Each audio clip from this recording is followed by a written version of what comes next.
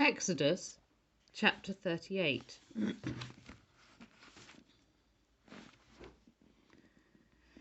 They built the altar of burnt offering of acacia wood, 3 cubits high. It was square, 5 cubits long and 5 cubits wide. They made a horn at each of the 4 corners, so that the horns and the altar were of one piece, and they overlaid the altar with bronze. They made all its utensils of bronze, its pots, shovels, sprinkling bowls, meat forks and fire pans. They made a grating for the altar, a bronze network to be under its ledge halfway up the altar. They cast bronze rings to hold the poles for the 4 corners of the bronze grating, and they made poles of acacia wood and overlaid them with bronze. They inserted the poles into the rings so they would be on the sides of the altar for carrying it. They made it hollow out of boards.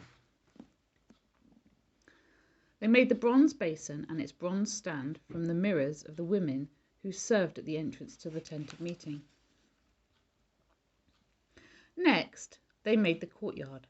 The south side was 100 cubits long and had curtains of finely twisted linen, with 20 posts and 20 bronze bases, and with silver hooks and bands on the posts.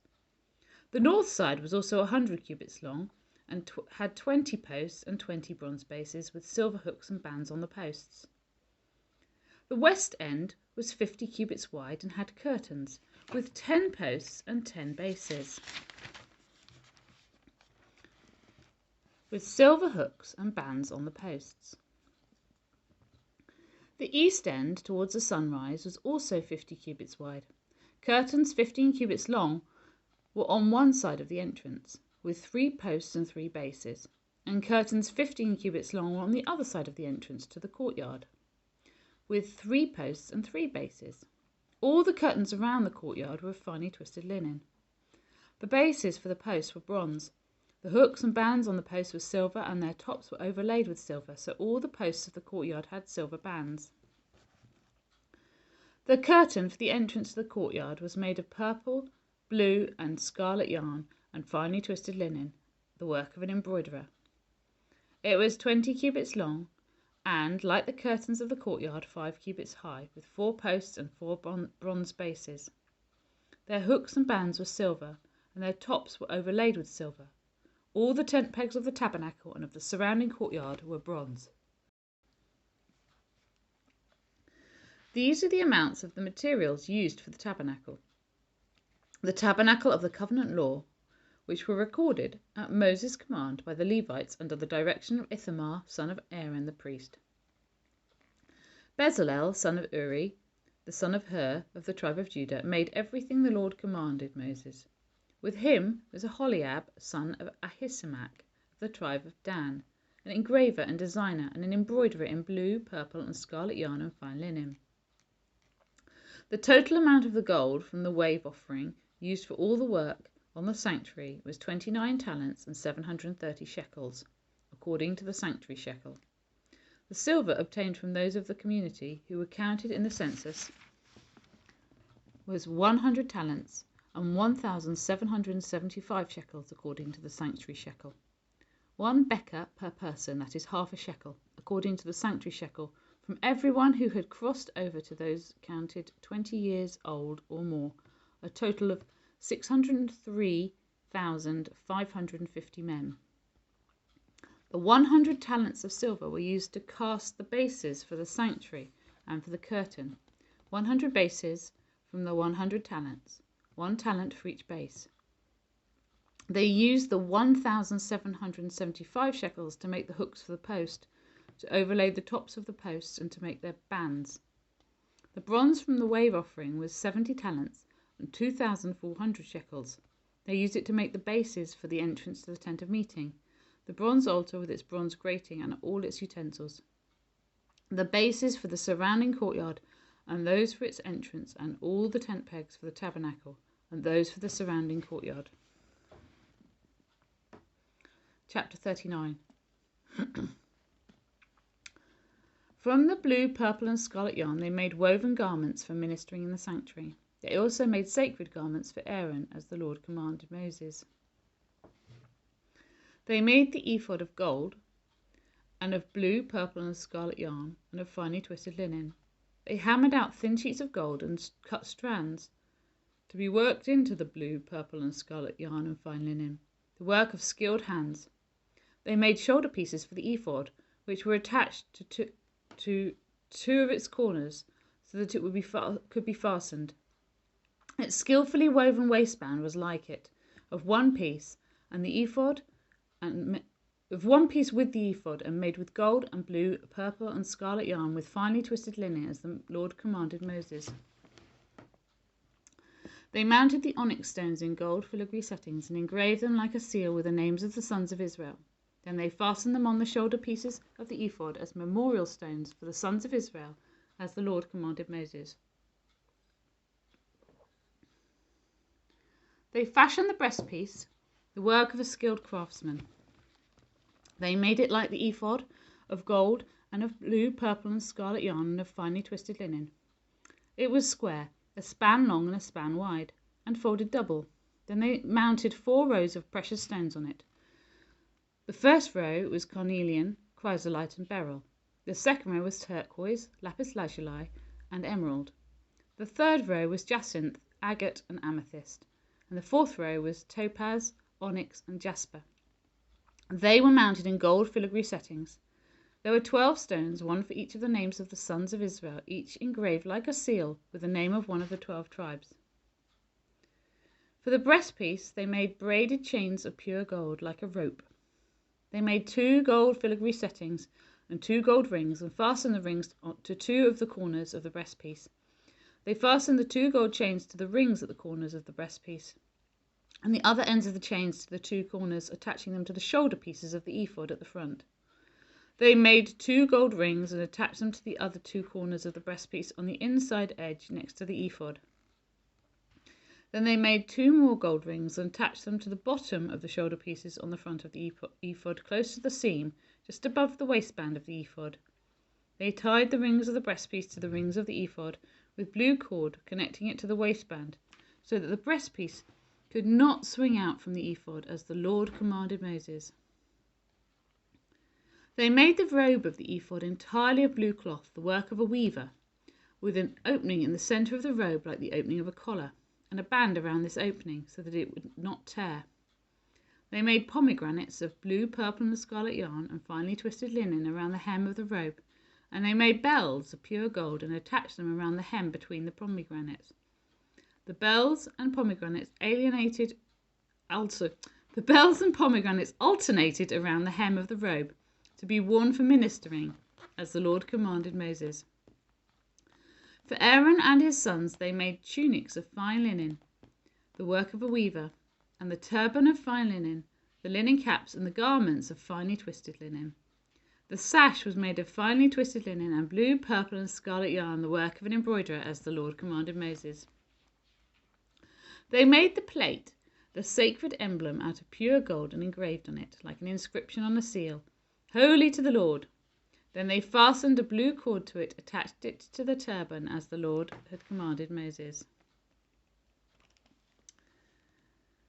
So all the work on the tabernacle, the tent of meeting, was completed. The Israelites did everything just as the Lord commanded Moses. Then they brought the tabernacle to Moses, the tent and all its furnishings, its clasps, frames, crossbars, posts and bases, the covering of ram skins dyed red, and the covering of another durable leather, and the shielding curtain, the ark of the covenant law with its poles and the atonement cover, the table with all its articles, and the bread of the presence, the pure gold lampstand with its row of lamps and all its accessories, and the olive oil for the light, the gold altar, the anointing oil, the fragrant incense, and the curtain for the entrance to the tent, the bronze altar with its bronze grating, its poles and all its utensils, the basin with its stand, the curtains of the courtyard with its posts and bases, and the curtain for the entrance to the courtyard, the ropes and tent pegs for the courtyard, all the furnishings for the tabernacle, the tent of meeting, and the woven garments worn for ministering in the sanctuary,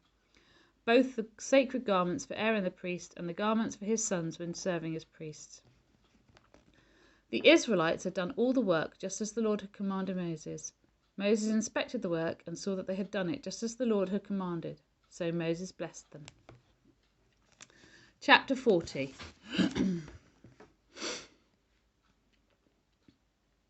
Then the Lord said to Moses, "Set up the tabernacle, the tent of meeting, on the first day of the first month. Place the ark of the covenant law in it, and shield the ark with a curtain. Bring in the table and set out what belongs on it. Then bring in the lampstand and set up its lamps. Place the gold altar of incense in front of the ark of the covenant law and put the curtain at the entrance to the tabernacle. Place the altar of burnt offering in front of the entrance to the tabernacle, the tent of meeting. Place the basin between the tent of meeting and the altar and put water in it. Set up the courtyard around it and put the curtain at the entrance to the courtyard.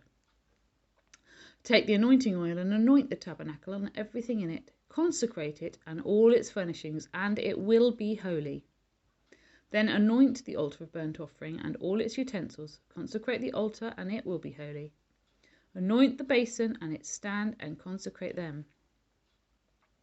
Bring Aaron and his sons to the entrance to the tent of meeting and wash them with water. Then dress Aaron in the sacred garments, anoint him and consecrate him, so that he may serve me as a priest. Bring his sons and dress them in tunics. Anoint them just as you anointed their father, so that they may serve me as priests. Their anointing will be to a priesthood that will continue throughout their generations." Moses did everything just as the Lord commanded him. So the tabernacle was set up on the first day of the first month in the second year. When Moses set up the tabernacle, he put the bases in place, erected the frames, inserted the crossbars, and set up the posts. Then he spread the tent over the tabernacle and put the covering over the tent as the Lord commanded him. He took the tablets of the covenant law and placed them in the ark, attached the poles to the ark, and put the atonement cover over it. Then he brought the ark into the tabernacle and hung the shielding curtain and shielded the ark of the covenant law as the Lord commanded him. Moses placed the table in the tent of meeting on the north side of the tabernacle outside the curtain, and set out the bread on it before the Lord as the Lord commanded him. He placed the lampstand in the tent of meeting opposite the table on the south side of the tabernacle, and set up the lamps before the Lord as the Lord commanded him. Moses placed the gold altar in the tent of meeting in front of the curtain and burned fragrant incense on it as the Lord commanded him. Then he put up the curtain at the entrance to the tabernacle. He set the altar of burnt offering near the entrance to the tabernacle, the tent of meeting, and offered on it burnt offerings and grain offerings as the Lord commanded him. He placed the basin between the tent of meeting and the altar and put water in it for washing, and Moses and Aaron and his sons used it to wash their hands and feet. They washed whenever they entered the tent of meeting or approached the altar, as the Lord commanded Moses. Then Moses set up the courtyard around the tabernacle and altar, and put up the curtain at the entrance to the courtyard, and so Moses finished the work. Then the cloud covered the tent of meeting, and the glory of the Lord filled the tabernacle. Moses could not enter the tent of meeting, because the cloud had settled on it, and the glory of the Lord filled the tabernacle. In all the travels of the Israelites, whenever the cloud lifted from above the tabernacle, they could set out. But if the cloud did not lift, they did not set out until the day it lifted. So the cloud of the Lord was over the tabernacle by day, and the fire was in the cloud by night, in the sight of all the Israelites during all their travels. Hebrews chapter 1.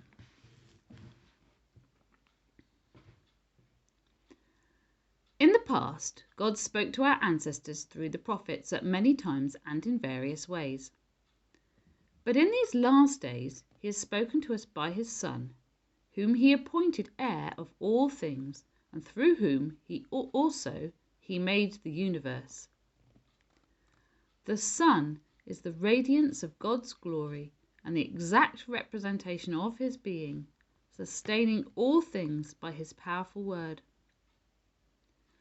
After he had provided purification for sins, he sat down at the right hand of the Majesty in heaven, so he became as much superior to the angels as the name he has inherited is superior to theirs.